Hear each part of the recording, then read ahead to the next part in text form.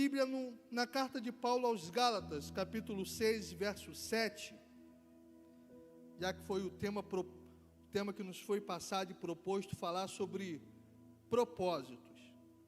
O Gustavo, quando ele me mandou um áudio, né, eu perguntei para ele qual era o tema, eu já estava com uma palavra, né, pregador tem disso, né, Deus já tinha me dado uma mensagem. Quando ele me mandou o áudio, aí a gente vai ouvir o áudio esperando a frase certa para encaixar na mensagem que Deus já deu para a gente, é assim que funciona o negócio. E aí eu estou ouvindo o áudio dele de 50 segundos, eu voltei, eu falei, Deus, cadê a ponte? E aí ele falou sobre se alinhar aos propósitos de Deus, já que 2024, na Igreja Nova Vida e Belfort Roxo, tem sido o ano da restituição. E uma das frases que a Juliana falou na quinta-feira, eu ainda não vi a pregação completa, mas vou ver. Mas foi uma das frases que ela falou foi que para você ter restituição, você precisa ter perdido. Você só pode ser restituído de algo que foi seu e que você perdeu.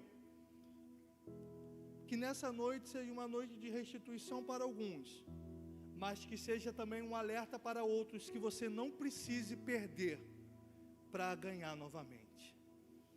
Como diz o ditado lá fora, que não seja necessário perder para aprender a valorizar. Que aquilo que Deus já te deu, aquilo que Deus já te confiou, já te entregou, você cumpra com zelo, com dedicação. Os irmãos acharam? Amém? Gálatas 6, verso 7 em diante, diz assim a palavra do nosso Deus. É um texto muito conhecido dos irmãos.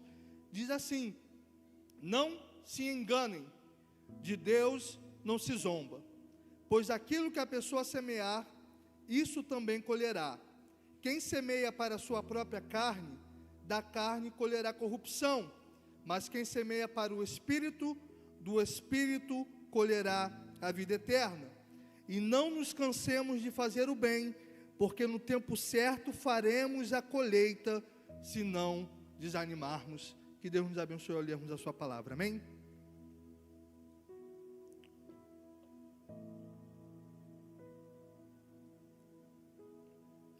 É pergunta retórica, mas como alguém está no culto jovem, a gente pode se dar isso, né? Quem quer viver os propósitos de Deus para a sua vida? O que você tem feito para viver os propósitos de Deus na sua vida? Sei que nós vivemos tempos meio sombrios, tempos meio estranhos, onde algumas pessoas acham que simplesmente querer é poder. Elas acham que elas podem definir o que elas são pelo simples poder da mente. Mas querer não é poder. Tem muitas pessoas que querem muitas coisas nas suas vidas, mas o que determina onde elas vão chegar, o que elas vão conquistar, é o que elas têm feito para chegar nesse objetivo. E esse texto eu gosto muito porque ele é um alerta para nós, para todas as áreas da nossa vida. Mas nessa noite eu quero focar unicamente, exclusivamente na parte que o apóstolo dá destaque, que é a parte espiritual. Se você for ler a sua Bíblia com atenção, você vai ver que desde o princípio, a Bíblia sempre faz distinção entre dois povos: o povo de Deus e o povo que não é de Deus. É assim desde Caim e Abel. É assim desde a aliança que Deus faz com Abraão. Davi disse para Golias: você é um incircunciso, ou seja, você não tem parte, você não tem pacto, você não faz parte do povo de Deus. Paulo em Romanos, ele vai dizer que existem os filhos de Cristo e os filhos de Adão. Os filhos de Adão, aqueles que estão debaixo do pecado, e os filhos de Cristo são aqueles que foram libertos pelo sangue de Jesus. João 3,36 diz que quem tem o filho tem a vida eterna, mas quem não tem o filho, sobre ele permanece a ira de Deus. Jesus disse que quem crer e for batizado será salvo, mas quem não crer já está condenado. Só existe dois grupos na face da terra, irmão. Quando Deus olha para a humanidade, Ele só vê dois grupos: os filhos dele e os filhos do diabo.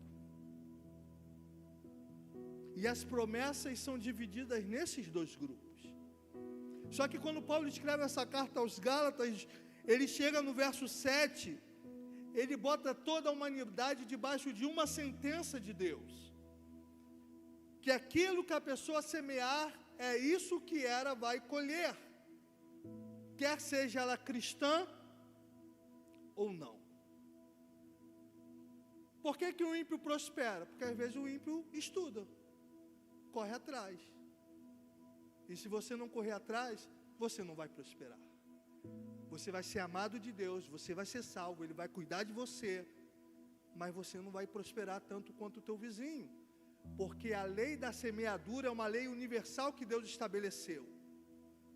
E aqui eu quero só abrir um parênteses, que não é o tema da mensagem, mas isso tem me incomodado ultimamente, porque eu tenho visto muitos irmãos em Cristo partindo precocemente, por causa de uma má alimentação e de um má cuidado da saúde. Eu sei que eu não sou a pessoa mais indicada para falar de boa alimentação, eu sei disso. Mas Deus tem começado a me cobrar sobre isso. Porque a pessoa morre com 50, 55 anos. E aí as pessoas vão lá e botam, Deus levou, Deus chamou, chegou o tempo de Deus. E muitas das vezes é a colheita do homem das suas ações. Se você cuidar do seu corpo, você vai viver mais. Se você não cuidar do seu corpo, você vai viver menos. Porque você não pode encher o teu corpo de porcaria e depois falar, Deus, me dá saúde. Porque Paulo está falando que isso é zombar de Deus. Mas voltando para a vida espiritual, nós zombamos de Deus quando nós queremos colher algo na nossa vida espiritual que nós não estamos plantando.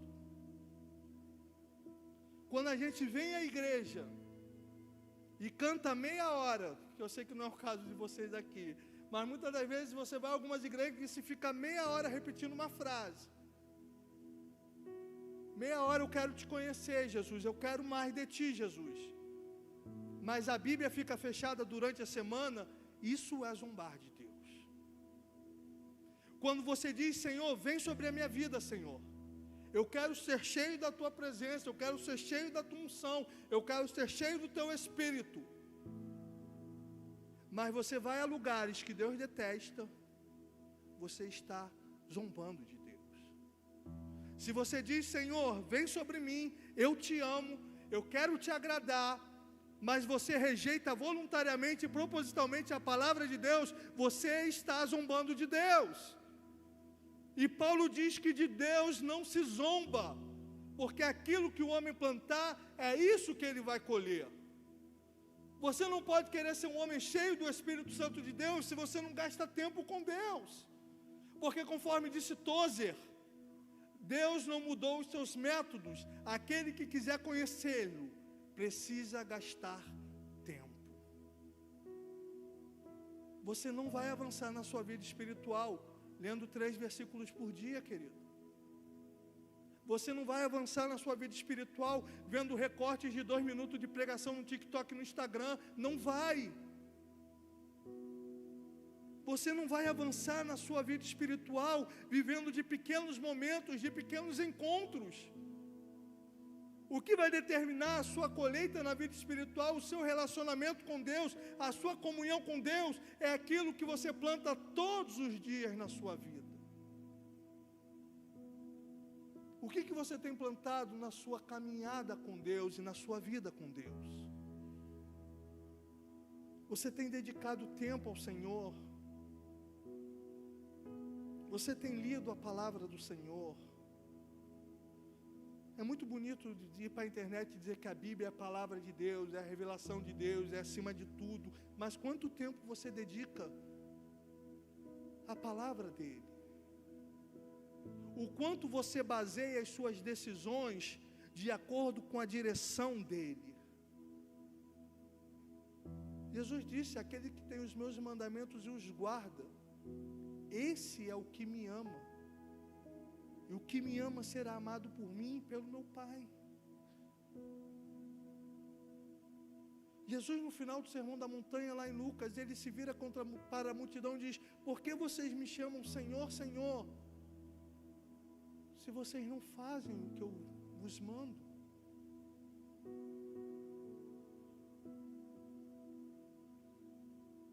Abra comigo a sua Bíblia, eu gosto muito desse texto. Está lá em 1 Samuel. Quero ler esse texto com você nessa noite. 1 Samuel, capítulo 4, a partir do verso 1.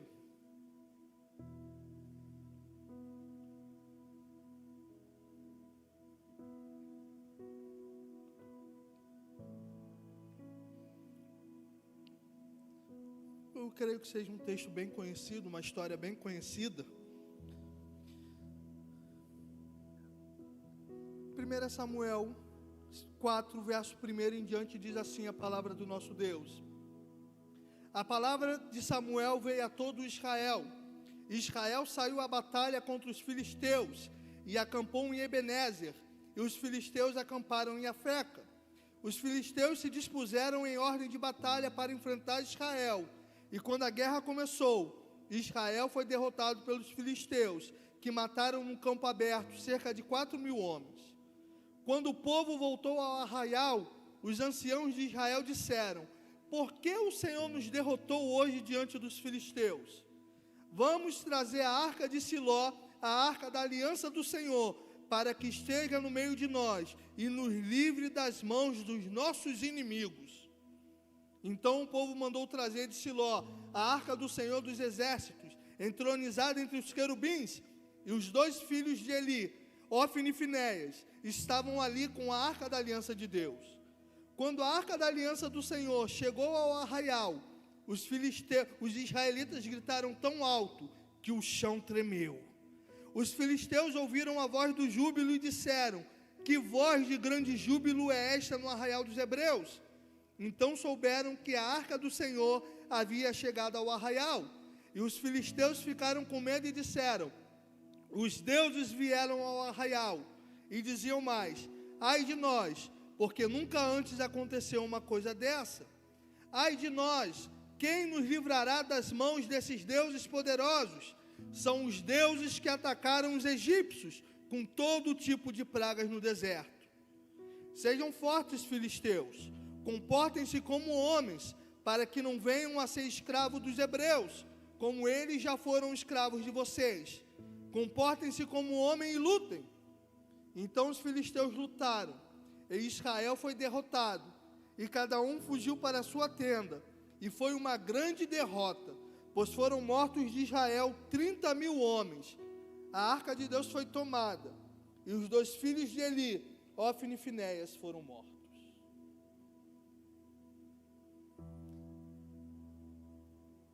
A arca simbolizava a presença de Deus.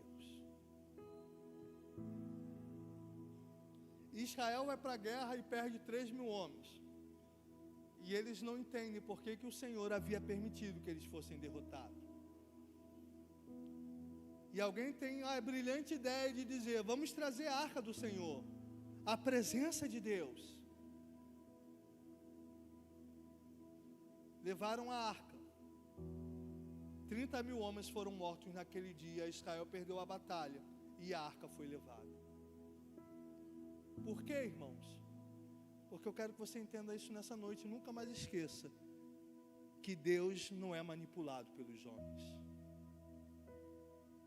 que de Deus não se zomba. Ofni e Finéias estavam praticando pecados terríveis contra o Senhor. Israel estava distante do Senhor.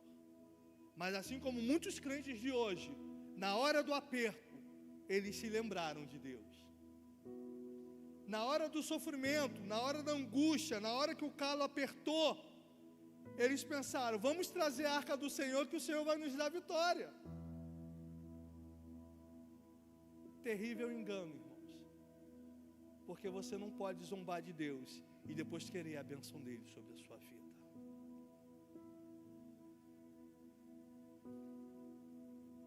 Você lembra quando Davi quis levar a arca para Jerusalém? Uma ideia boa, uma ideia maravilhosa, levar a presença de Deus para o centro do seu reinado, irmãos. Mas ele botou a arca na carroça. E o que aconteceu no meio do caminho? Os bois tropeçaram e a arca ia caindo no chão. E Uzá botou a mão na arca e foi fulminado na mesma hora. Porque você não pode servir a Deus do seu jeito. Nós precisamos servir a Deus do jeito dele. Nós não podemos dar a Deus aquilo que nós queremos. Nós temos que dar aquilo que Ele quer de nós. Aquilo que Ele pede de nós. Efésios 5,17. Não sejam tolos, mas procurem compreender qual é a vontade do Senhor para vós. Qual é a vontade do Senhor para a tua vida? Qual é o propósito da sua vida? Para quem você tem vivido? Qual é a missão que Deus te deu? O que você tem feito, querido, com o dom que Deus te deu? Lembra da parábola dos talentos que o Senhor Jesus contou? Um homem ganhou 5, outro ganhou 2, outro ganhou 1, de acordo com a capacidade de cada um. E o que tinha 5 ganhou mais 5, o que tinha 2 ganhou mais 2, mas o que tinha 1 enterrou o talento. Será que você não tem enterrado o talento que Deus te deu? Será que você não tem priorizado esse mundo, o amor ao mundo, irmãos, o amor às riquezas, o desejo das coisas do mundo, não tem sufocado o teu coração? Irmãos, isso é algo que todos nós, eu estou incluso nisso, precisamos meditar, porque, irmãos, a rotina nos cega. A pior coisa é quando a gente normaliza as coisas de Deus. É quando a gente cai no automático, a gente vem na igreja, a gente bate o ponto, e a gente vai fazendo as coisas empurrando meio que com a barriga, e a gente não sente mais prazer em estar na presença de Deus, mas a gente já se acostumou com isso. A gente não ouve mais a voz de Deus, e a gente já se acostumou com isso. Qual foi a última vez que o teu coração ardeu na presença de Deus? Qual foi a última vez que você teve um encontro com Deus, um encontro que abalou as tuas estruturas? Qual foi a última vez que você abriu mão de algo por Deus? Qual foi a última vez que servir a Deus te custou algo? Porque Jesus disse, negue-se a si mesmo, tome a sua cruz e siga-me. Qual foi a última vez que você pagou o preço por amor à presença de Deus? Quantas vezes a gente não quer fugir da nossa responsabilidade de botar a arca em carroças? Porque, irmãos, é muito mais fácil, é muito mais rápido botar a arca numa carroça do que levar nos ombros. Porque a arca só podia ser levada pelos levitas nos ombros. Dias, no calor, não, bota isso numa arca, bota isso numa carroça e leva isso, é rápido.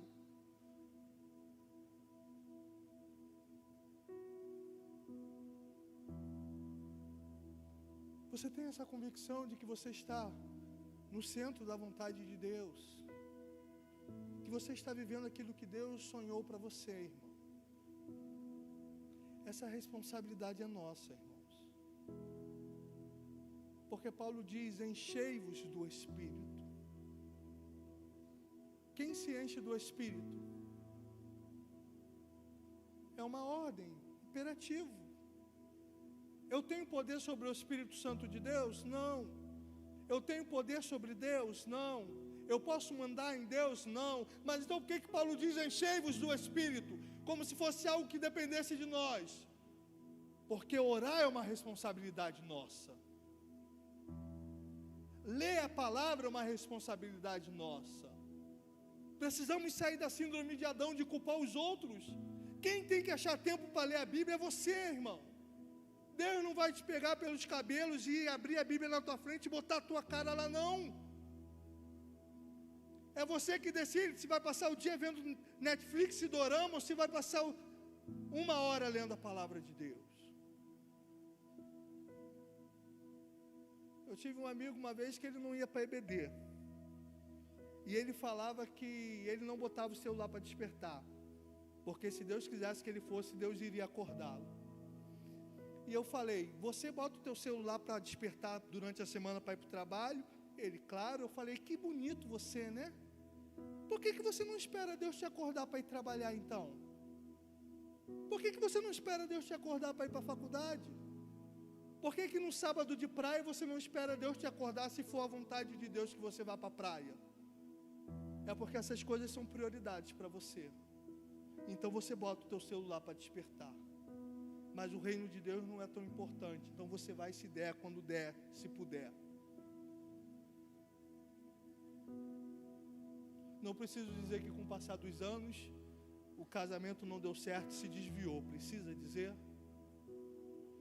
Você já parou para fazer uma retrospectiva de todas as pessoas que você conhece que se desviaram da igreja?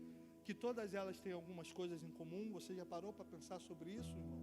Para meditar sobre isso?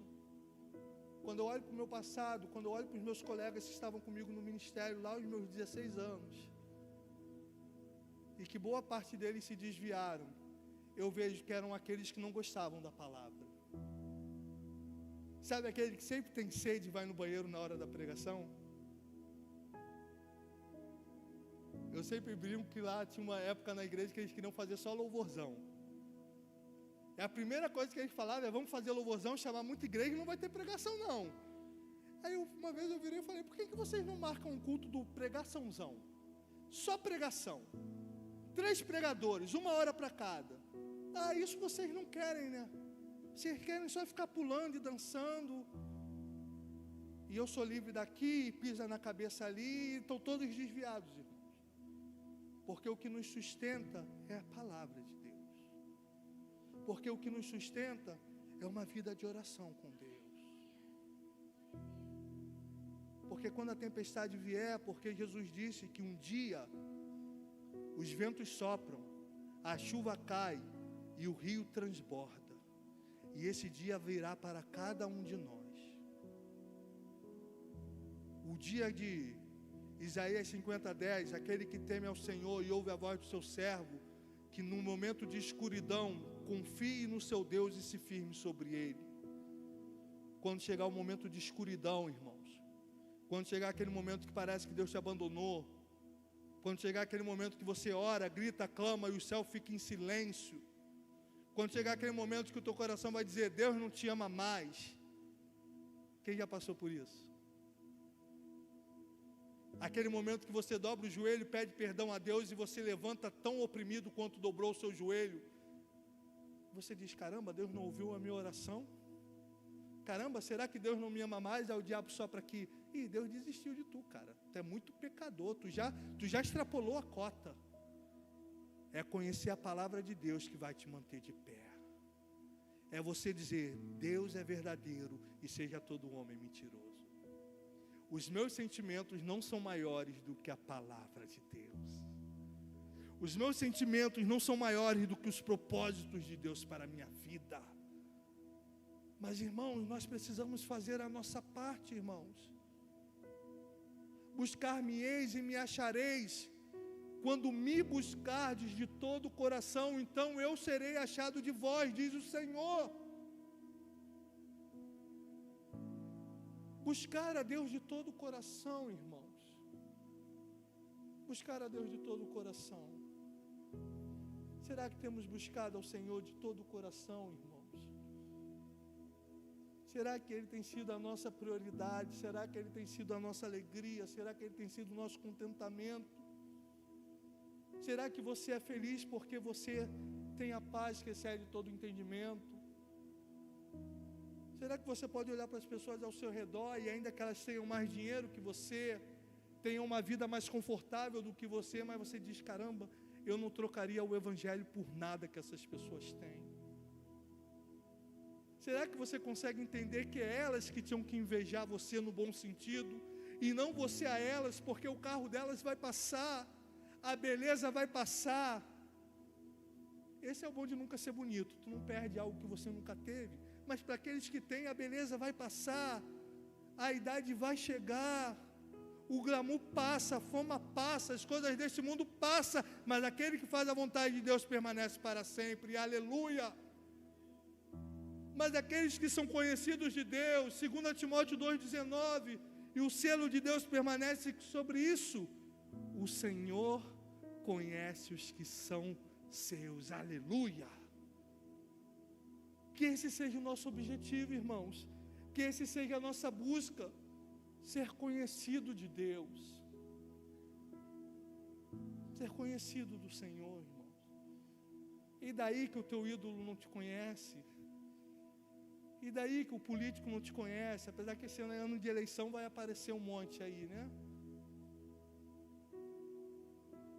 E daí que o jogador do teu time não te conhece? Se o Rei do Universo, que governa sobre todas as coisas, te conhecer, você é mais do que privilegiado, querido. Se o Senhor te conhecer, olha o que diz, você que está com Samuel aberto, só voltar Estou voltado às páginas, 1 Samuel 2,30, irmãos. 1 Samuel 2,30, a palavra do Senhor.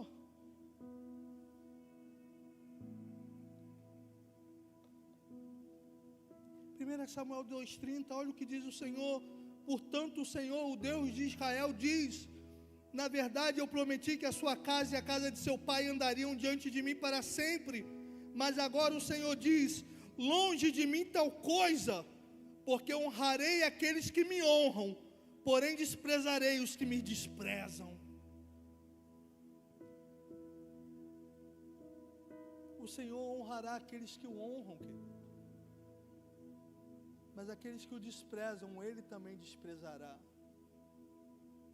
2 Crônicas 15:2, Asa, o profeta vai dizer para o rei Asa: ouve-me, Asa, e todo Judá e Benjamim, o Senhor está convosco enquanto vós estiverdes com Ele, e se o buscardes, o acharei, porém se o deixardes, Ele também vos deixará.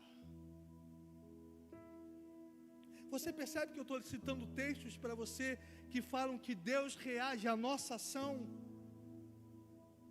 Deus reagindo à nossa ação. Mateus 7,7, pedi e dar-se-vos-á, buscai e encontrareis, batei e a porta se abrirá. Que Deus requer isso de nós, irmãos. Não que Ele não seja soberano, longe disso. Não que Ele dependa de você, ou que Ele precise de você, mas é porque há uma lição valiosa nisso. No esforço do homem para conhecer a Deus, em buscar a Deus, em priorizar a Deus, porque a gente dedica tempo àquilo que é prioridade nas nossas vidas. Se o teu time é prioridade, você dedica tempo àquilo. É por isso que você vê algumas pessoas que não têm dinheiro, mas fazem coisas que você pensa: de onde essa pessoa tira tanto dinheiro para isso? Porque aquilo que é prioridade, dentro de um bom senso, né, irmãos? Aquilo que é prioridade a gente arranja tempo. Quando Deus for prioridade nas nossas vidas, a gente sempre vai ter tempo para Ele. Estou falando que a gente não vai trabalhar, que a gente não vai estudar, que a gente não vai ter lazer, mas eu estou falando que na nossa escala de prioridades, buscar o reino de Deus e a sua justiça em primeiro lugar, será sempre o propósito da nossa vida. É que se eu amo a Deus, eu não vou a lugares que Ele não ama. Eu não vou a lugares que Ele não vai. Vai eu chegar para Ju e falar: pô, Ju, gosto muito de você, gosto muito do Gustavo, pô, mas teu filho, não vou com a cara desse moleque não. Ah lá, ela já me olhou com um olhar ali que Gustavo está vendo, já vai falar: não chamo mais o Rafael para pregar lá. Você aceita isso? Não, Ju, vai lá em casa com o Gustavo, lá conhecer meu apartamento, vamos lá tomar uma Coca-Cola, só não leva teu filho não. Isso aí vai um parênteses para os casados, né? Como é que você vai a lugares onde a tua esposa e o teu marido não é bem tratado e não é respeitado, né? E como é que você bota pessoas na sua casa que não respeitam o seu marido e a sua esposa? Pode ser teu pai, querido. Deixará o homem seu pai e sua mãe iniciar a sua mulher. Ninguém pode destratar a mulher ou o marido que Deus te deu. Isso aí não estava nem na mensagem, mas para quem for pegar, pegou.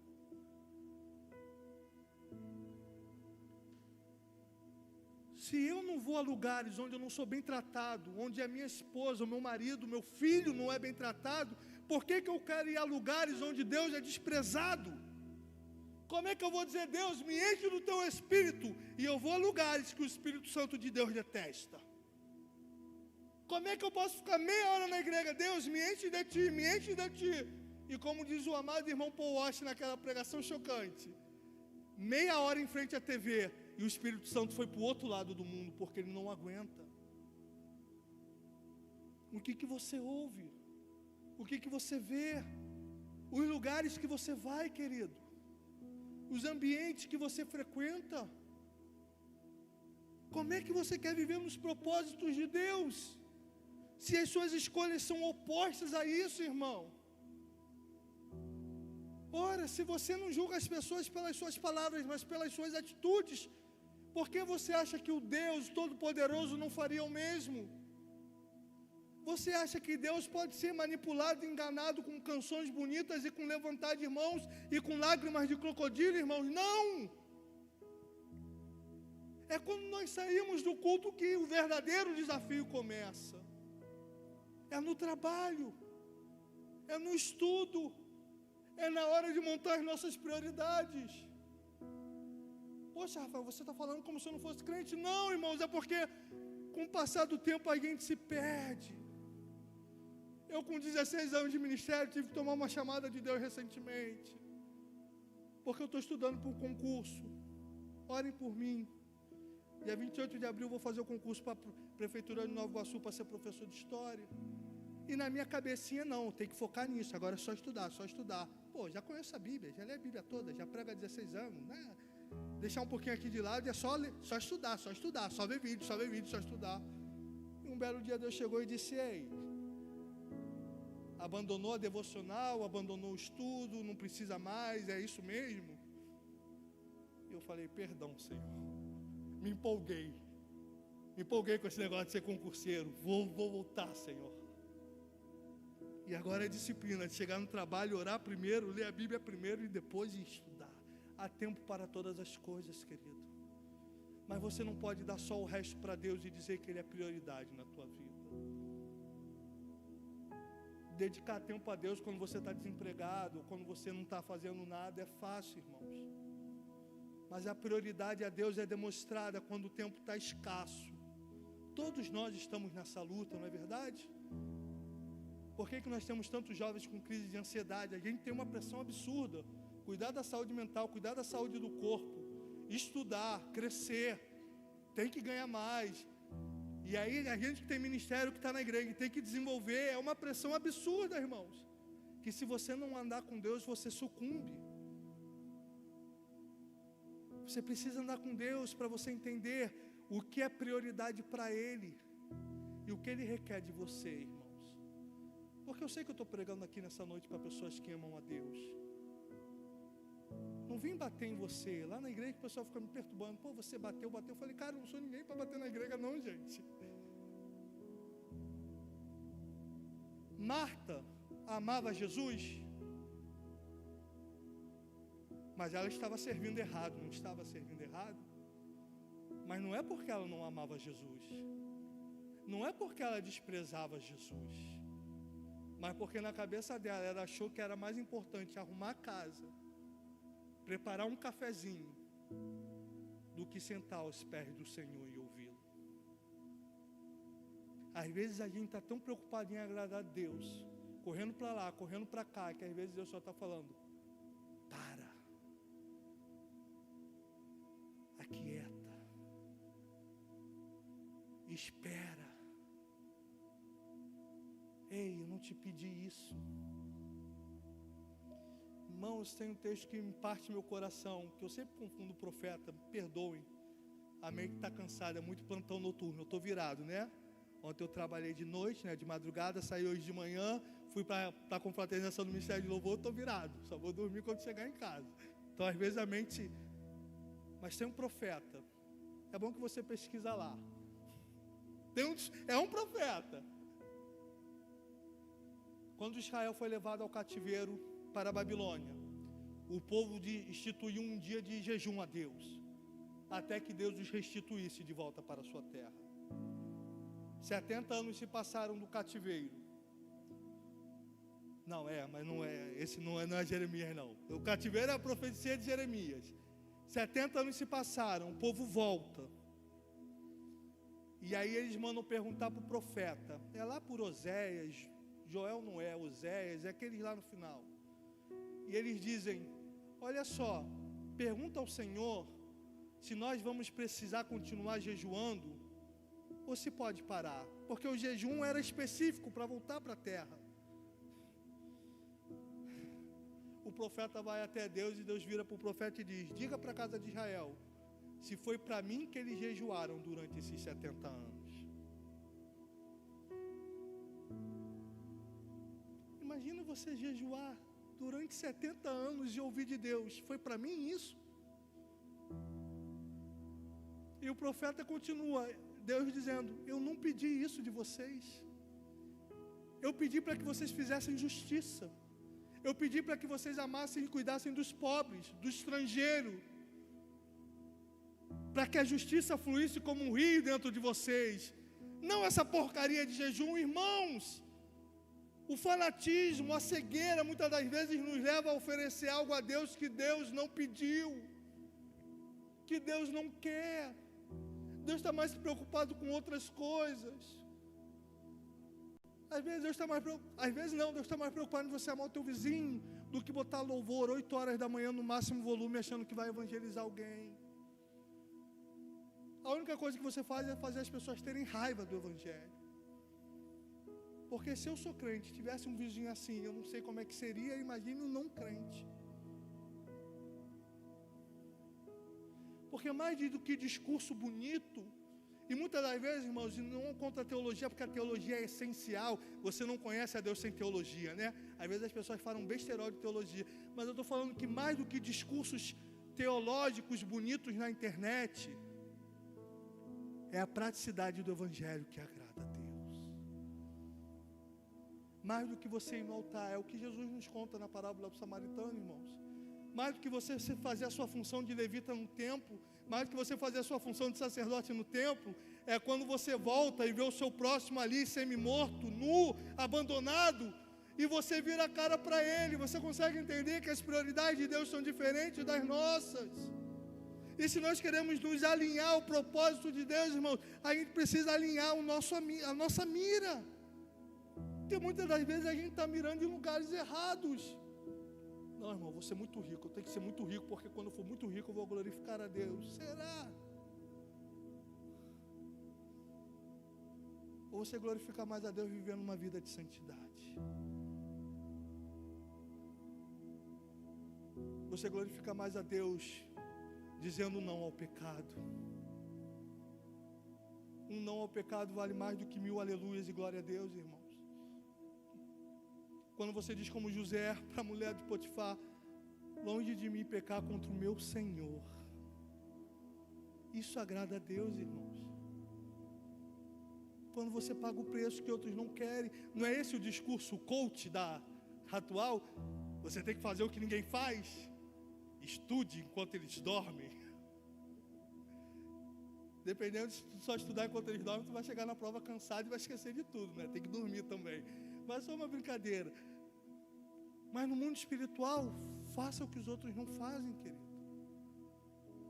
Pague o preço que ninguém quer pagar. Você quer ser cheio do poder de Deus? Ore enquanto eles estão brincando. Ore. Esteja a sós com Deus. Esteja a sós com Deus enquanto eles estão nas festinhas. Esteja a sós com Deus com a Bíblia aberta, enquanto eles estão atrás de palestras motivacionais. Esteja a sós com Deus, aprenda a estar com Deus, a ter prazer na presença de Deus. Enquanto as multidões procuram a Deus por interesse, que você procure pela presença dEle. Que você tenha prazer nele. É isso que eu tenho orado há 2 semanas. Quando Deus me deu essa repreensão, eu falei: Senhor, eu quero ter um encontro contigo, Senhor. Porque às vezes, irmãos, a gente acha que a gente não é feliz porque falta tanta coisa. Mas muitas das vezes a gente não está feliz porque está faltando a presença de Deus em nós. É o encontro com Deus que nós precisamos, irmãos.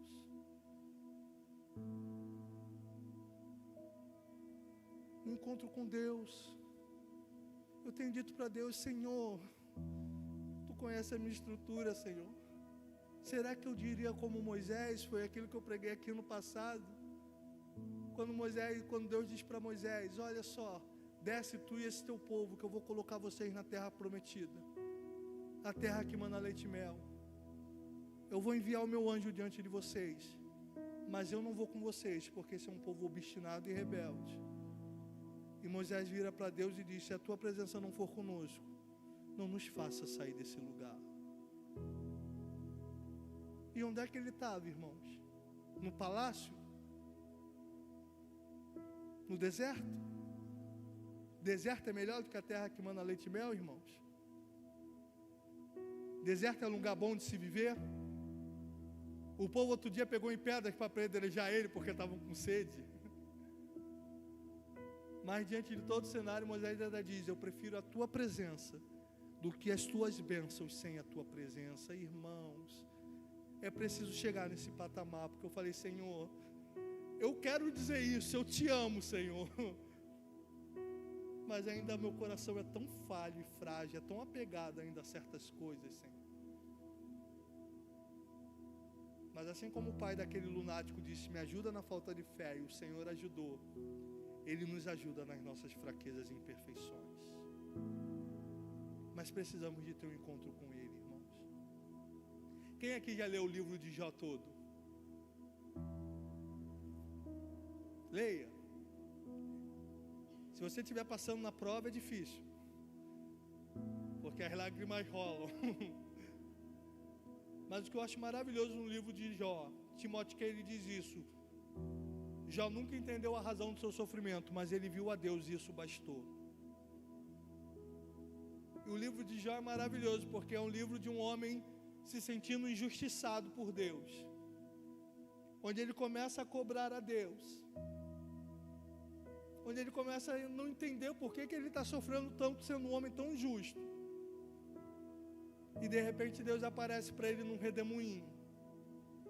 E se você for ver o que Deus fala para Jó, humanamente não faz muito sentido para a gente. Porque Deus começa a dizer da criação dele. Deus começa a dizer: Jó, onde é que você estava quando eu fiz isso? Quando eu fiz aquilo? Quando eu fiz aquilo? E isso, e isso, e isso. Deus nunca disse para Jó: não, Jó, fica calmo, meu filho, eu tenho o melhor para você. Eu vou te restituir em dobro, Jó, vai dar tudo certo no final. Não, pelo contrário, Deus pega pesado com Jó.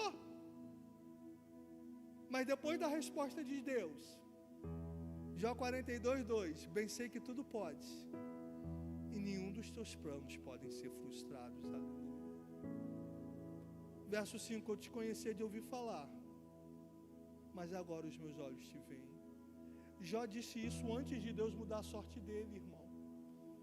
Essa declaração de Jó não é depois que Deus o abençoou, não é depois que Deus mudou a sorte dele. Essa declaração de Jó é na sarjeta, irmãos.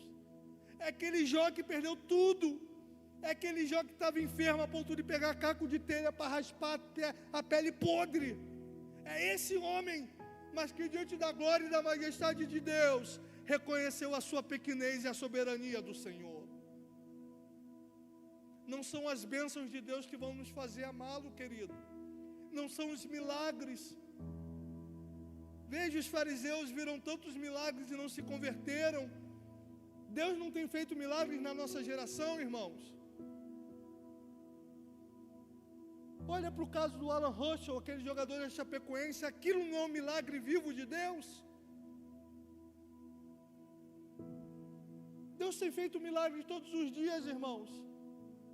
Mas se o coração do homem não se inclinar, se não for uma obra de Deus, não é milagre que salva, é a revelação da presença dEle. Paulo não se converteu por causa de um milagre, Paulo se converteu porque teve um encontro com Jesus no meio do caminho. Nós precisamos desse encontro. Todos os dias, irmãos, todos os dias.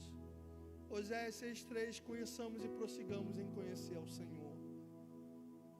Você sabe qual é a maior soberba que um pregador pode ter? A maior soberba que um cantor pode ter? Não é se elogiar, embora o provérbio diz que nós não devemos nos elogiar, que outros que devam nos elogiar. Mas você quer conhecer a maior soberba de um pregador? É quando ele acha que não precisa mais de Deus para pregar. É quando ele confia na técnica dele, é quando ele confia na oratória dele, é quando ele confia no conhecimento dele. É por isso que até hoje, depois de 16 anos, eu digo para Deus: Senhor, se a tua presença não for comigo, não me deixa subir naquele altar. E aí quando casos acontecem igual hoje, eu já fico logo, falei: Senhor, talvez então a palavra não esteja comigo, Senhor. Se eu soubesse que a palavra estava com a Ju, eu tinha chegado até mais tarde.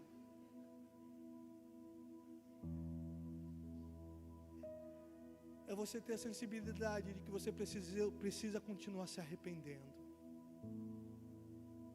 Isso é a prova de que Deus está trabalhando em você, que você ainda se reconhece como pecador. Porque, meu amado, o dia que você achar que é santo, aí o Espírito Santo não está mais sobre a tua vida. O dia que você achar que você pode, o dia que você disser, depende de mim, porque quando eu canto, porque quando eu toco, porque quando eu faço, porque se não for eu, as coisas não fluem, irmãos. Ora, porque o diabo está te puxando pelo pé, querido.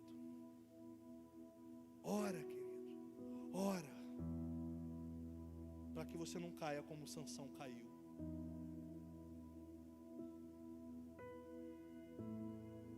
A gente já vai caminhando para o final.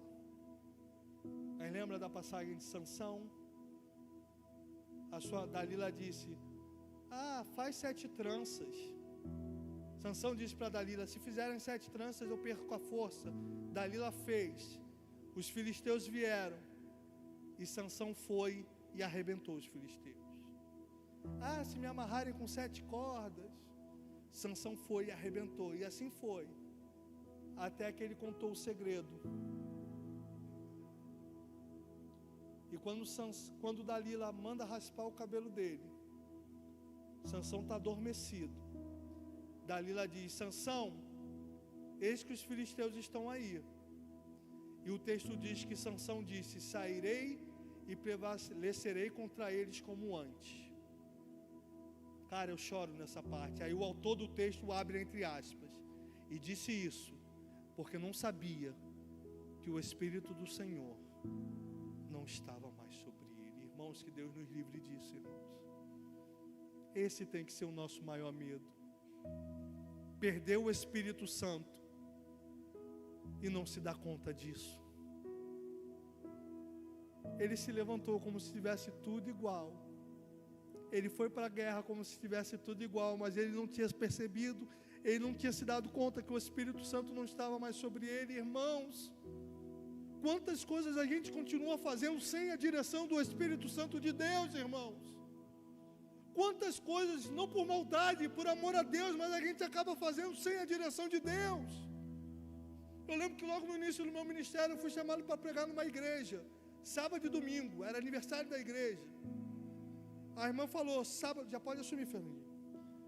Sábado, preguei no aniversário da igreja e a irmã disse, amanhã você traz uma palavra de evangelismo, porque vai ter muito visitante. Eu falei, amém. Fui para casa, montei a pregação.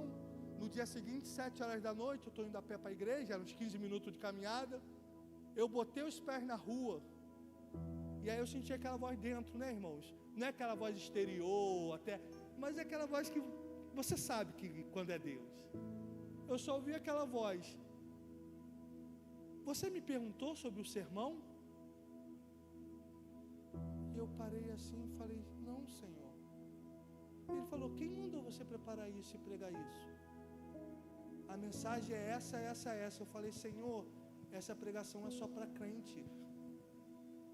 A mulher vai me chamar a atenção, vai falar que eu sou maluco. Ele, você vai pregar isso. Cheguei na igreja, sentei no meu lugar. Quando falta 5 minutos para pegar o microfone, chega um bilhetinho da irmã. Não há visitantes, pode pregar o que você quiser. Eu falei, e aí naquele dia eu aprendi que eu sempre vou a Deus em oração antes de preparar um sermão. Você pode me dar o tema que for, querido, eu vou confirmar com Deus. E se tiver que passar por cima do tema, a gente passa por cima do tema. Porque nós trabalhamos para Deus. Nós precisamos do discernimento de Deus. Que você busque discernimento em Deus para entender qual é o propósito que Ele tem para a tua vida. Porque, meu amado, Ele tem um propósito para você. Ele tem coisas para você que eu não posso fazer, que o pastor não pode fazer, que o Gustavo não pode fazer. Os sonhos que Ele tem para você, o projeto que Ele tem para você no mundo espiritual, é você. Mas você vai tomar posse, você vai se colocar na brecha, você vai assumir a sua responsabilidade, você vai ser homem, você vai ser mulher, e vai dizer, Deus, eis-me aqui, usa-me, conta comigo, Senhor. Eu vou pagar o preço. Eu vou fazer aquilo que Tu queres, Senhor.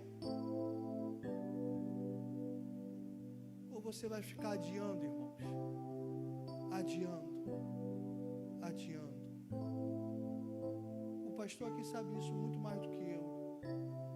Quantas pessoas que a gente conhece na nossa caminhada cristã, que a gente vê um potencial absurdo, e a gente diz, essa pessoa vai ser uma bênção na mão de Deus.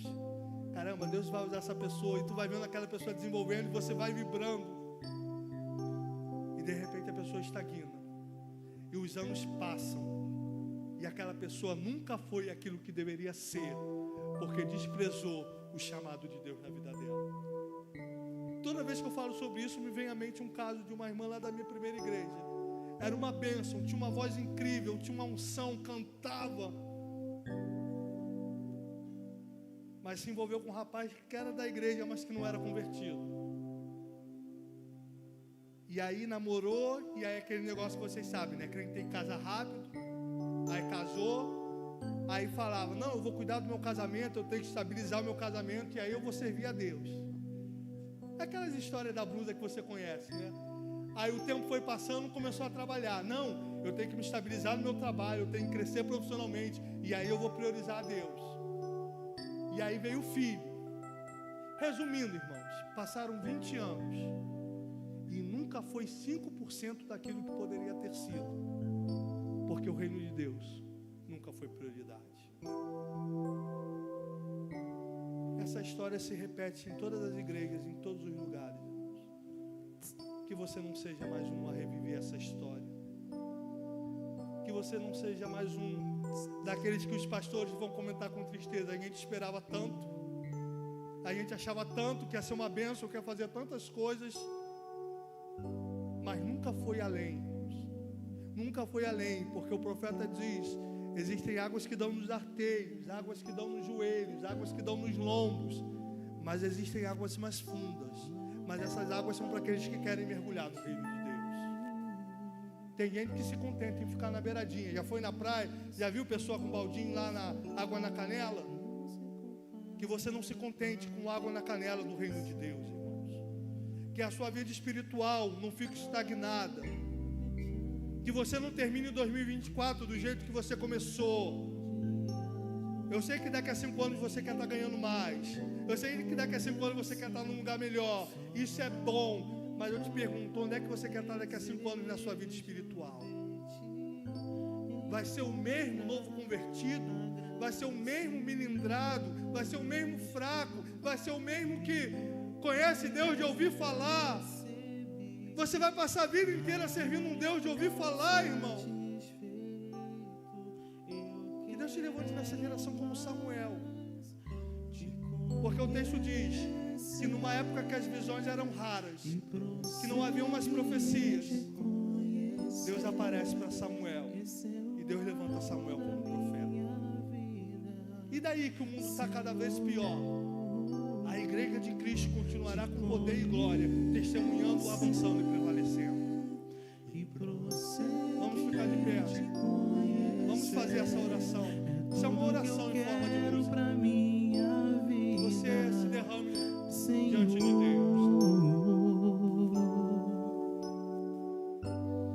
Tudo que eu quero está em Ti. Toda a minha vida eu te entrego, pois não há outro além de Ti. Tudo que eu possa conquistar não se compara à Tua presença, nem ao prazer de Te adorar. Dias vêm, dias vão, e em meu coração só aumenta o desejo de Te encontrar. Agradecido estou pelo que já recebi, mas não estou satisfeito. Eu quero mais Te conhecer e prosseguir em Te conhecer. esse é o alvo da minha vida, Senhor, te conhecer e prosseguir em te conhecer, é tudo que eu quero pra minha vida, Senhor, eu quero te ver como nunca te vi, tocar-te, sentir tuas mãos me tocar, podes fazer em mim o que tens que fazer, quero ser segundo teu coração, te conhecer e prosseguir em te conhecer, este é o alvo da minha vida, Senhor, te conhecer e prosseguir em te conhecer, é tudo que eu quero pra minha vida, Senhor, te conhecer e prosseguir em te conhecer, este é o alvo da minha vida, Senhor, te conhecer e prosseguir em te conhecer, é tudo que eu quero pra minha vida, Senhor.